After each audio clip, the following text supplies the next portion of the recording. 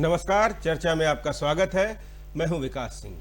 Corona संक्रमण के बाद पहली बार हुए चुनाव में भाजपा ने जीत का परचम लहराया है।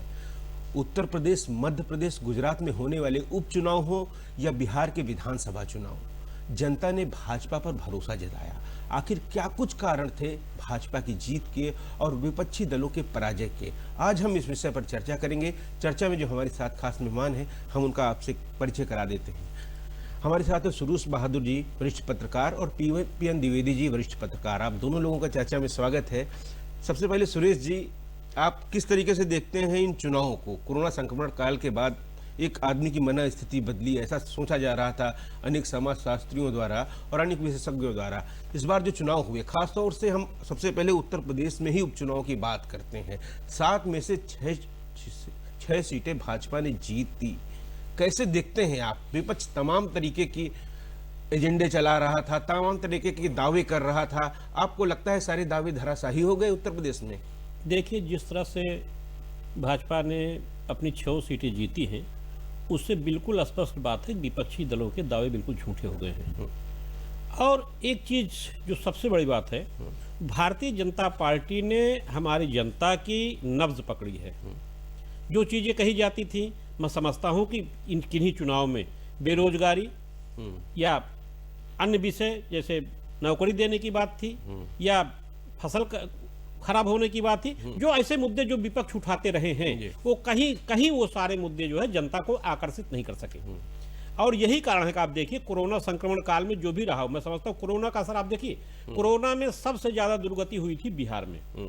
लेकिन बिहार की जनता ने नीतीश कुमार को सबक सिखाया, लेकिन भारतीय जनता पार्टी में अपना विश्वास जताया। बिल्कुल, जिस तरीके से प्रधानमंत्री ने कुछ बड़ी योजनाएं चलाई, निश्चित रूप से प्रधानमंत्री सीधा जो लाभ मिला, का सीधा लाभ हुआ। और उस वहां की जनता ने प्रदेश के मुखिया को, प्रदेश के मुख्यमंत्री को दोषी मानते हुए निश्चित रूप से उनको सबक सिखाया। और आप देखिए, वो 70-75 सीटों से कम होकर के कहां उनकी स्थिति आ गई और भाजपा कहां से कहां पहुंची। निश्चित रूप से भाजपा का जो सफल प्रचार अभियान था, और मोदी जी की योजना तो थी ही, कल्याणकारी योजनाएं थी जो उन्होंने एकदम देश को दिया था, प्रदेश को दिया था। साथ में निश्चित रूप से मैं कहूंगा मुख्यमंत्री योगी आदित्यनाथ का भी योगदान रहा है बिहार के चुनाव में, इतना प्रचंड बहुमत दिलाने में या इस तरह की जीत दिलाने में। कहीं न कहीं आप देखिए, उन्होंने भी जितनी सभाएं की हैं, जहां सभाएं की, वहां भारतीय जनता पार्टी के प्रत्याशियों को भारी सफलता मिली, भारी विजय मिली। बिल्कुल, तो निश्चित रूप से इसे कहा जाएगा कोरोना का असर दिखा नहीं चुनाव। बिल्कुल बिल्कुल। द्विवेदी जी, किस तरीके से देखते हैं आप? उत्तर प्रदेश में एक बार फिर से भारतीय जनता पार्टी के नेतृत्व पर भरोसा किया गया, यहाँ तक कि जिस तरीके से कुछ घटनाएं प्रदेश में जब हुई थी कुछ दिनों पहले, तो विपक्ष दावे कर रहा था, कानून व्यवस्था पर सवाल उठा रहा था, उस पर लेकर सरकार को घेर रहा था। कोरोना संक्रमण काल में जिस तरीके की परिस्थितियां उपजी थी, उसको लेकर सरकार को कटघरे में खड़ा कर रहा था, लेकिन जनता ने सीधा जवाब दिया है। देखिए विकास जी, जैसा कि अभी श्री सुरेश बहादुर जी बता रहे थे कि उत्तर प्रदेश में विपक्ष ने तमाम मुद्दों, जैसा आप बता रहे थे कि तत्कालीन कुछ परिस्थितियां ऐसी थी, कुछ घटनाएं ऐसी थी, जैसे हाथरस की ही घटना को विपक्ष ने सरकार पर बहुत वार किया, लेकिन सरकार भी कार्रवाई लगातार करती रही और जनता उससे वाकिफ थी। जनता देख रही थी कि कार्रवाई हो रही है, सीबीआई की जांच भी आई, एसआईटी की भी नियुक्ति हुई, तो ये मुद्दे जनता के सामने निष्फल साबित हुए।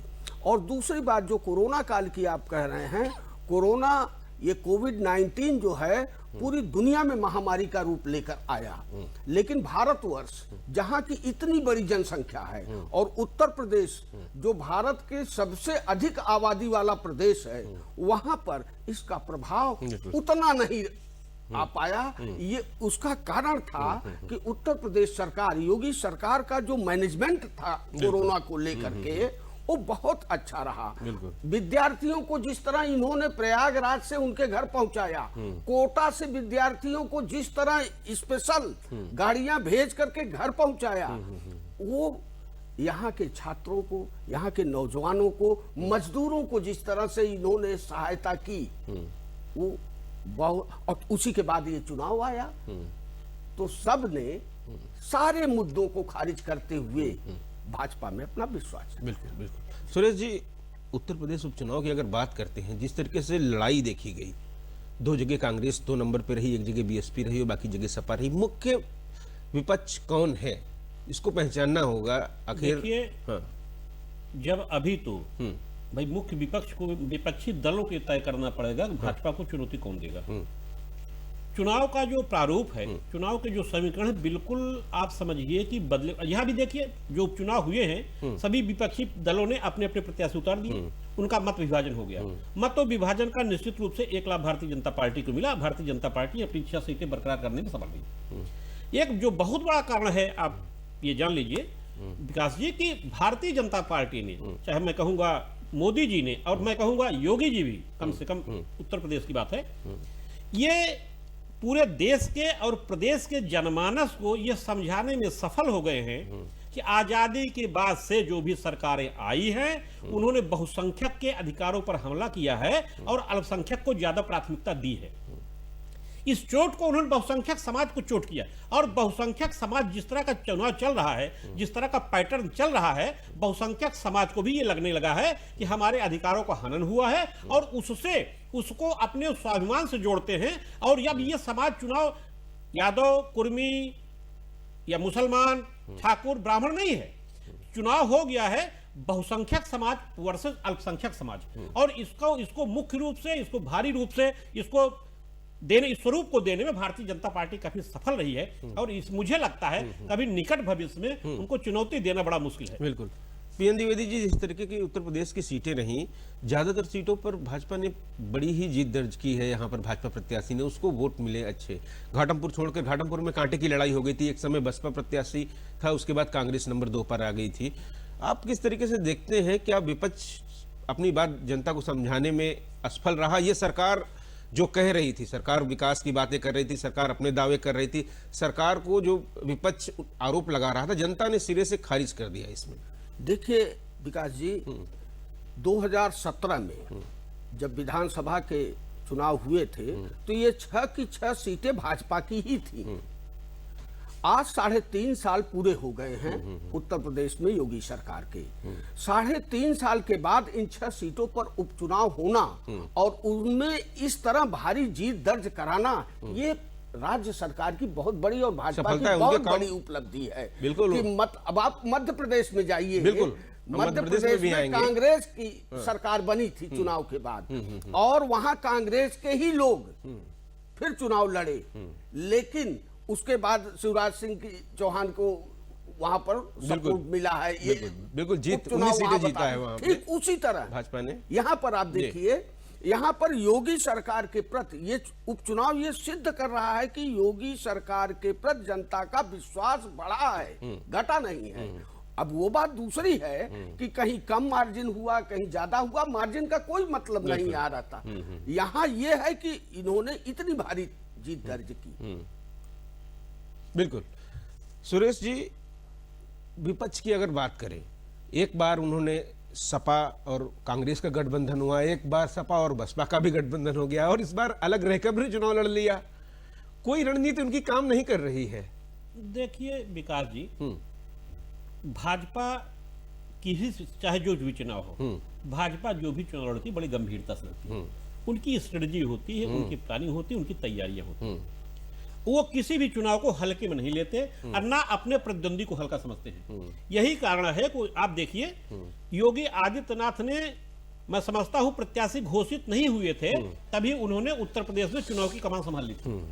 और आप देखिए, एक एक जगह उनके दौरे शुरू हो गए थे और लोगों से मिलना, वर्चुअल मीटिंग करना, वर्चुअल बातें करना, सारी चीजें उनकी शुरू हो गई थी। तो उन्होंने कभी भी उसको हल्का से नहीं लिया चुनाव। बिल्कुल। और वो आज भी, खैर ये तो मैं और नेताओं की बात तो नहीं करता, लेकिन योगी जी के बारे में तुरंत कह ही सकता हूं, वो काम में विश्वास कर और मेहनत करते हैं। बिल्कुल। वो दिन में 18 घंटे, पूरे उसमें 24 घंटे 18 घंटे उसी राजनीति बिल्कुल चुनाव प्रचार में अगर देखा जाए, बिल्कुल आप सुरेश जी कह रहे हैं, इस पे और थोड़ा सा आपसे विस्तार चाहेंगे कि जिस तरीके से भारतीय जनता पार्टी ने प्रदेश की जो उपचुनाव की सीटें थी उस पर प्रचार किया, मुख्यमंत्री योगी आदित्यनाथ हो, जो भी बड़े नेता हो यहाँ पर, प्रदेश अध्यक्ष हो, तमाम उप मुख्यमंत्री हो, हर सीट पर प्रचार किया। वहीं अगर विपक्षी दलों की अगर बात करते हैं तो वहां के बड़े नेताओं ने उसमें भाग भी नहीं लिया। इसीलिए मैंने कहा ना, मैंने कहा भारतीय जनता पार्टी चाहे छोटा चुनाव हो चाहे बड़ा चुनाव हो, सभी चुनाव को बड़ी गंभीरता से लेती है। अब बड़ी उनकी प्लानिंग होती है, बड़ी तैयारी होती है और तैयारी के साथ ही वो काम करते हैं। बिल्कुल। विपक्षी दल इसको ये मान के चलता है कि अरे उपचुनाव का क्या, हम अपनी ताकत तो पूरे चुनाव में झोंक देंगे। ऐसा कुछ नहीं होता। इससे विपक्षी दल के जो कार्यकर्ता हैं वो खुद ही डिसअपॉइंटेड हो जाते हैं और ये अपने कार्यकर्ताओं में जोश भरने में कामयाब होते हैं। इनका कार्यकर्ता उसी जोश खरोश से देखिए चुनाव मैदान में आप देखिए इनकी बूथ वास विधायकों जो बूथ बने थे उनमें विधायकों की ड्यूटी लगाई गई थी, वहां विधायक की ड्यूटी लगाई गई थी, क्षेत्रों में मंत्री की ड्यूटी लगाई गई थी। और ये बड़ी बात है, ये सरकार को भी इसका एहसास होता है कि 3.5-4 साल में कहीं ना कहीं एंटी इनकम्बेंसी फैक्टर वर्क करने लगता है और ये एहसास भी होने लगता है। लेकिन उस एंटी इनकम्बेंसी फैक्टर के बावजूद भी 6 सीट रिटेन करना ये बहुत बड़ी उपलब्धि है। मैं मानता हूं योगी जी के प्रति लोगों का विश्वास बढ़ा है, योगी में लोगों की श्रद्धा बढ़ी है और पार्टी में निश्चित रूप से उनकी ताकत बढ़ी है। बिल्कुल। द्विवेदी जी, जब उपचुनाव में इधर जीत होती है तो कार्यकर्ताओं में मनोबल भी बढ़ता है। भारतीय जनता पार्टी के कार्यकर्ताओं में मनोबल भी बढ़ेगा, क्या विपक्ष के कार्यकर्ताओं को निराशा भी लगेगी? ये तो स्वाभाविक है। क्योंकि जब चुनाव प्रचार होता है तो आपके नेता आपके लिए फील्ड में नहीं आ रहे हैं, प्रचार करने नहीं आ रहे हैं, वोट मांगने नहीं आ रहे हैं, क्या फर्क पड़ता है इससे? ये स्वाभाविक है विकास जी। जब कोई भी चुनाव हो, उपचुनाव हो, पंचायत का चुनाव हो, विधानसभा का चुनाव हो, लोकसभा, कोई भी छोटा हो या बड़ा चुनाव हो, हर कार्यकर्ता चाहता है और प्रत्याशी भी उम्मीद रखता है कि हमारे क्षेत्र में प्रचार के लिए हमारा बड़ा नेता आए, मेरा नेतृत्व आए, मेरा राष्ट्रीय अध्यक्ष आए, प्रदेश अध्यक्ष आए, ये उम्मीद करता है। और जब नेतृत्व नहीं जाता है तो कार्यकर्ताओं में और प्रत्याशियों में निराशा का भाव आना स्वाभाविक है।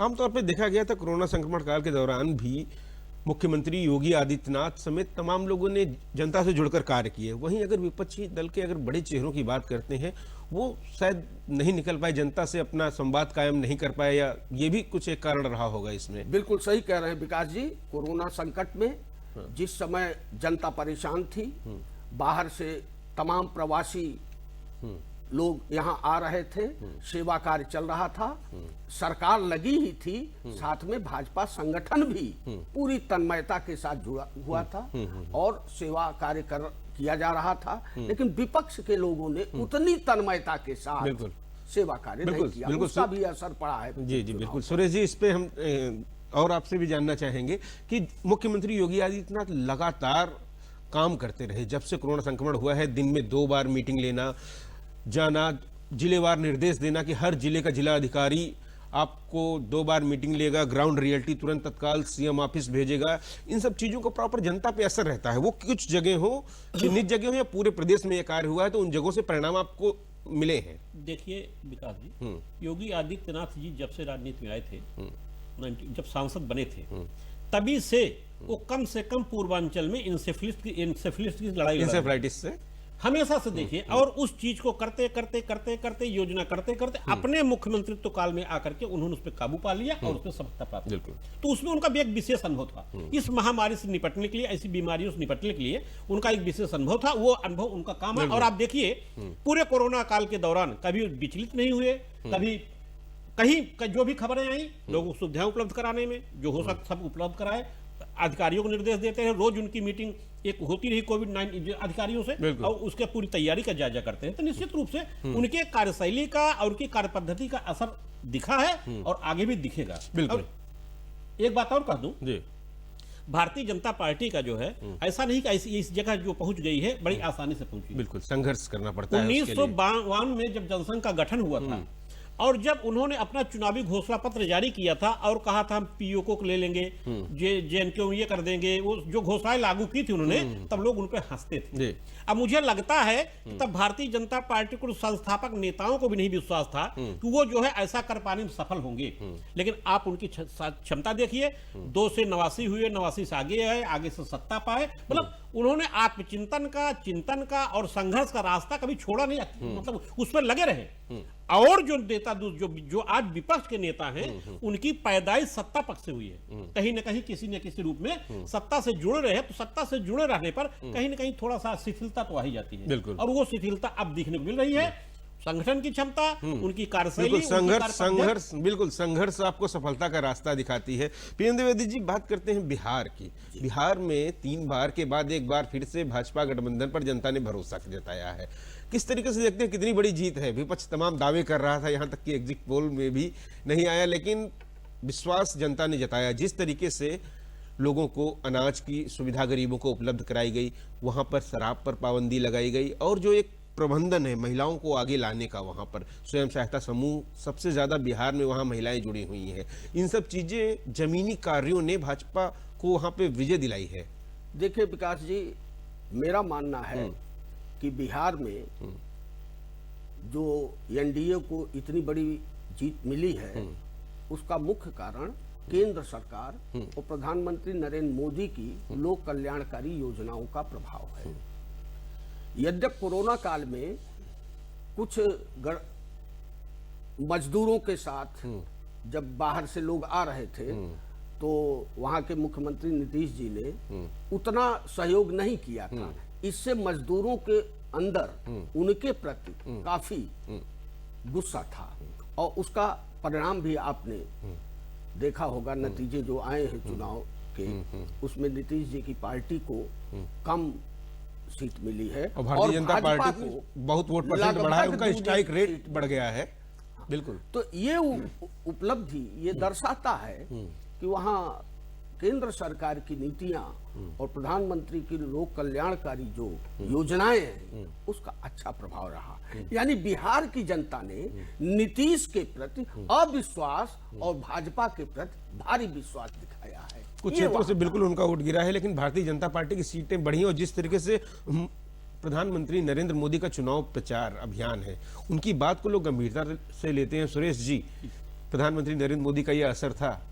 लेकिन निश्चित रूप से मैं इस बात से मानता हूं, नीतीश कुमार की जो स्थिति थी, नीतीश की स्थिति निश्चित रूप से बहुत खराब हुई। लोग उनसे बहुत आक्रोशित थे, और नीतीश की संख्या जो इतनी आपको दिख रही जो मिली है, वो भी भाजपा की देन है। एक जमाना ऐसा था जब पिछले चुनाव की आप बात देखेंगे या उसके पहले, नीतीश भाजपा के खेवनहार वहां हुआ करते थे, लेकिन इस बार भाजपा उनकी खेवनहार हो गई है।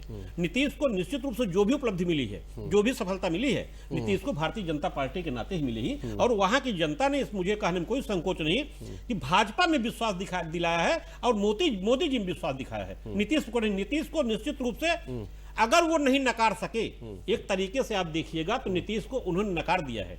और नीतीश को मैं समझता हूं एक नैतिक दायित्व लेते हुए, नैतिक जिम्मेदारी लेते हुए उनको मुख्यमंत्री पद छोड़ देना चाहिए, और उस मुख्यमंत्री पद तो निश्चित रूप से भारतीय जनता पार्टी को सौंप देना चाहिए, क्योंकि वो एज ए मुख्यमंत्री उनको वहां की जनता ने नकारा है, और वहां की जनता ने उनको बिल्कुल स्वीकार नहीं किया है। ये भारतीय जनता पार्टी जमीन तक जो योजनाएं जो केंद्र सरकार की पहुंची हैं, जो डेवलपमेंट का रोड मैप, यही रोड मैप था। जो लोग कल्याणकारी योजनाएं जो वहां केंद्र सरकार की थी, उनका लाभ, उसकी लाभ की वजह से निश्चित रूप से इनको, नीतीश को सफलता मिली। नीतीश को सफलता मिली है, वहां के गठबंधन को सफलता मिली, और भारतीय जनता पार्टी के साथ गठबंधन में एनडीए एक बार फिर से पूर्ण बहुमत की सरकार बना रहा है। और उसके बाद हम आपसे एक बार फिर से आएंगे द्विवेदी जी कि विपक्ष की रणनीति काम नहीं कर रही है। जैसा कि अभी पूछा कि उन्होंने हर तरीके के उपाय कर लिए, गठबंधन कर लिया अलग अलग लोगों से, अब क्या लगता है विपक्ष किस तरीके के मुद्दे उठाएगा? देखिए क्या है, वर्तमान परिवेश में विपक्ष जिन मुद्दों को उठा करके, इस उत्तर प्रदेश का उपचुनाव हो अथवा बिहार का चुनाव हो, जिन मुद्दों को विपक्ष ने उठाया, वो जनता को कहीं से भी जनता ने उसे स्वीकार नहीं किया, क्योंकि वो गलत मुद्दे थे। और मुद्दे क्या थे? कोरोना काल की बातें अधिक उठाई गई हैं, और कोरोना काल में चाहे केंद्र सरकार हो अथवा प्रदेश सरकार हो, उसने बहुत ही, जैसा भी चर्चा आप कर रहे थे, उत्तर प्रदेश में ही ले लीजिए, यहां पर मुख्यमंत्री योगी आदित्यनाथ ने 11 टीम बनाई है, और उस 11 टीम के साथ वो रिव्यू करते हैं, प्रतिदिन करते हैं, सुबह शाम, और पूरी रिपोर्ट लेते हैं। तो जनता को पूरा उसका फायदा मिलता रहा, इसलिए विपक्ष का मुद्दा सफल नहीं हो सका। बिल्कुल। बिहार में कांग्रेस को क्या ज्यादा एक उम्मीद से ज्यादा सीटें ले लेना वो भारी पड़ गया सुरेश जी? देखिए, हाँ। क्योंकि उनके बाकी जो है गठबंधन थे जो देखिए, लेफ्ट के थे। मैं विकास जी हाँ, यहाँ मुद्दों की बात ही नहीं हुई। हाँ, मैं थोड़ा सा असहमत हूं द्विवेदी जी से। जी। विपक्ष ने जो मुद्दे उठाए, जो बातें कही, वो मुद्दे आज भी मौजूद हैं, जनता के बीच हैं। बेरोजगारी पर चर्चा होती है, महंगाई पर चर्चा होती है। आप इतने बड़े देश में देख लीजिए, क्या किसी ने सिलेंडर के दाम बढ़े बात की? लेकिन वो मुद्दे जो भारतीय जनता पार्टी ने जो मुद्दे दिए हैं, उन मुद्दों के सामने यहाँ की देश की जनता ने मानना स्वीकार कर लिया कि पहले ये जरूरी, जो हम 70 साल से क्रश किए गए हैं, पहले हमें उसका बदला लेना है। ऐसा कुछ एक मुद्दा नहीं है, मुद्दे पूरे थे, सुरेश जी, सब जगह थे। लेकिन जब गरीब को पिछले जो है कह रहे हैं 6-7 महीनों से लगातार फ्री राशन दिया जा रहा है, जिसको उसकी जरूरत है, उसके अकाउंट में सीधे पैसे दिए जा रहे हैं, उसको आवास दिया जा रहा है, ये सब जहन में तो रहता ही है। आप ये कह दें कि कोरोना काल में कोई परेशानी हुई नहीं, मैं सहमत नहीं, बिल्कुल परेशानी सब हुई है, रोजगार हुआ नहीं है, लेकिन उसके बावजूद भी हाँ। विपक्ष जो, देखिए, विपक्ष वही मुद्दे जनता को समझाना चाहे, विपक्ष कह रहा है, लेकिन हम समझना है, जनता समझेगी नहीं, क्योंकि उसको जो समझना है ना, उसकी जो भावना, जो समझना, वो समझ रहा है। और उन्होंने भारतीय जनता पार्टी ने पूरे जनता की, देश की जनता की नब्ज पकड़ी है, और उस नब्ज को जो पकड़े हैं, मैंने कहा ना, कभी बहुत संभव नहीं है। अच्छा, आपको लगता है आने वाले अब चुनाव में, आने वाले 22 के चुनाव में, आपको लगता है विपक्ष में कौन सी पार्टी रहेगी, या फिर से गठबंधन की ओर आगे जाएंगे? निश्चित रूप से गठबंधन करेंगे, निश्चित रूप से गठबंधन करेंगे। लेकिन अब कितना प्रभावी मुद्दा होगा, फिर मैं कह रहा हूं 2022 का जो विधानसभा चुनाव लड़ा जाएगा ना, उसमें सिर्फ एक मुद्दा होगा, बहुसंख्यक बनाम अल्पसंख्यक, और भाजपा इस मुद्दे को नहीं छोड़ने वाली है, और निश्चित रूप से आप जानिएगा।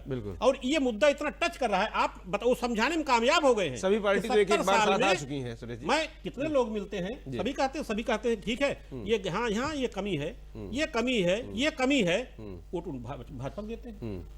कारण क्या है? बिल्कुल, मैंने कहा वो जानते हैं कहां कहां चोट करनी है, और वही चोट करते हैं। बिल्कुल, और वही चोट कर रहे हैं, उससे सफल हो रहे हैं। द्विवेदी जी, चुनाव प्रबंधन बहुत महत्वपूर्ण होता है हर चुनाव के लिए। ऐसे में भारतीय जनता पार्टी ने एक सफल चुनाव प्रबंधन किया, बूथ मैनेजमेंट से लेकर जो भी रणनीति तैयार की जाती है, जो सीधे आम लोगों तक सीधे पहुंचती है, यही उनकी सफलता का मेन कारण है।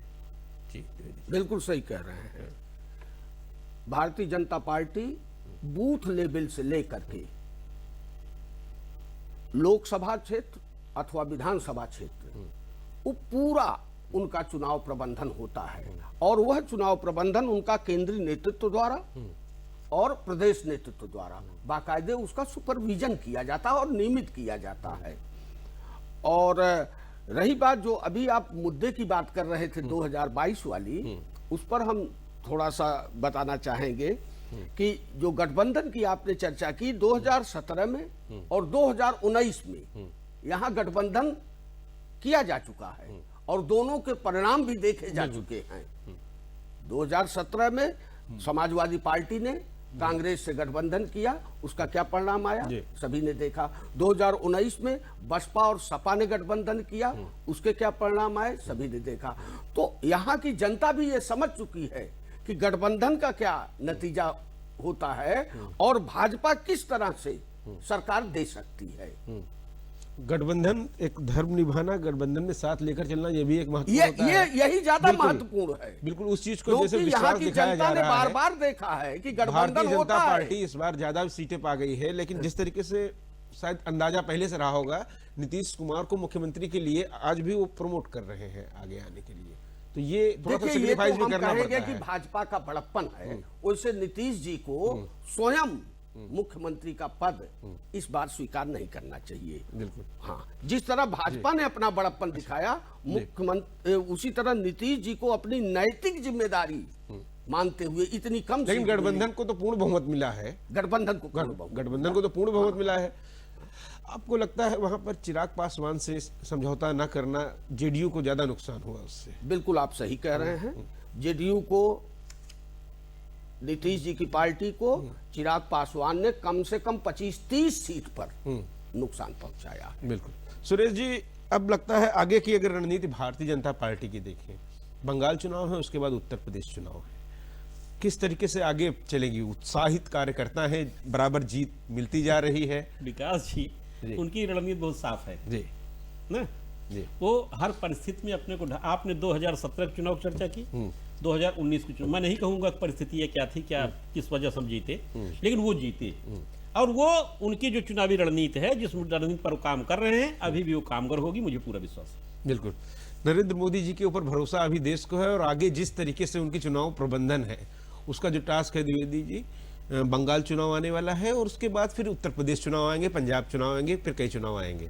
देखिए, ऐसा है, आपने जो कहा नरेंद्र मोदी के ऊपर विश्वास, वैश्विक परिप्रेक्ष्य में जब हम देखते हैं तो आज की जनता बहुत ही सावधान हो चुकी है और बहुत ही जागरूक है। देश की जनता वो जानती है कि किस नेता से हमारे देश का कल्याण है और किस नेता के नेतृत्व में हमारे देश की स्थिति पूरे विश्व में अच्छी बन सकती है। और पिछले 6 वर्षों में मोदी के नेतृत्व में देश की जनता ने देखा बिल्कुल कि वैश्विक पटल पर भारत उनके द्वारा जो भी मुद्दे उठाए गए हैं उसमें जनता ने साथ दिया है, सहमति जताई है। बिल्कुल, इस विषय पर आप लोगों ने हमारे साथ चर्चा में भाग लिया, इसके लिए आप लोगों का बहुत बहुत आभार।